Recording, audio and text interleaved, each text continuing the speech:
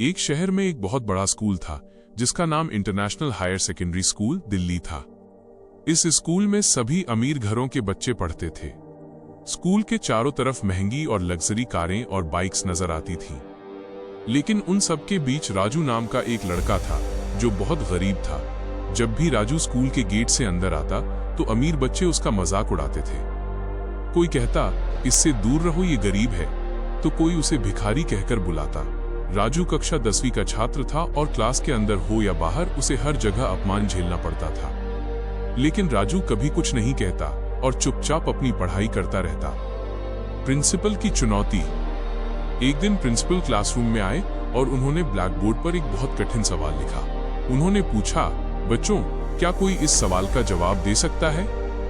सवाल इतना मुश्किल था कि सारे बच्चे हैरान रह गए।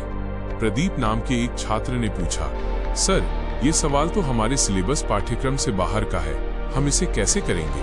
प्रिंसिपल ने मुस्कुराते हुए कहा, अगर अभी कोई इसे हल नहीं कर सकता तो यही तुम्हारा होमवर्क है। राजू का चमत्कार।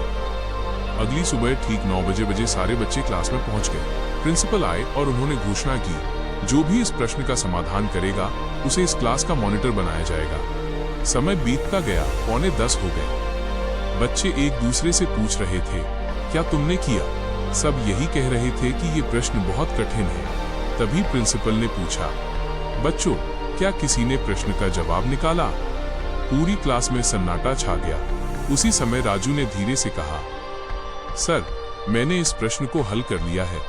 प्रिंसिपल ने राजू को पास बुलाया। जब उन्होंने राजू की उत्तर पुस्तिका देखी तो वे दंग रह गए। प्रदीप चिल्लाकर बोला, सर, ये कैसे हो सकता है? इसने जरूर कहीं से कॉपी की होगी। प्रिंसिपल ने राजू की परीक्षा लेने के लिए एक और कठिन सवाल दिया। राजू ने बड़ी सहजता से उसका भी जवाब लिखकर दे दिया। पूरी क्लास फटी आंखों से उसे देखती रह गई। जिस सवाल का समाधान करने में खुद प्रिंसिपल को 3 साल लग गए थे, उसे राजू ने एक दिन में समाधान कर दिया था। प्रिंसिपल ने भावुक होकर पूछा, राजू, तुमने ये सब कैसे सीखा? राजू ने धीमी आवाज में कहा, सर, जब मैं छोटा था तब मेरे पिताजी इस दुनिया को छोड़कर चले गए थे। उनके पास बहुत सारी पुरानी किताबें थीं। जब भी मुझे पापा की याद आती, मैं उन किताबों को पढ़ता और उनसे बातें करता। उन्हीं किताबों को पढ़ते पढ़ते मैंने ये सब सीख लिया। राजू की बात सुनकर प्रिंसिपल का मन भर आया। उन्होंने गर्व से राजू को क्लास का मॉनिटर बना दिया। पढ़ाई और सफलता में अमीर या गरीब का कोई स्थान नहीं होता। जो मेहनत करेगा वही सफलता पाएगा।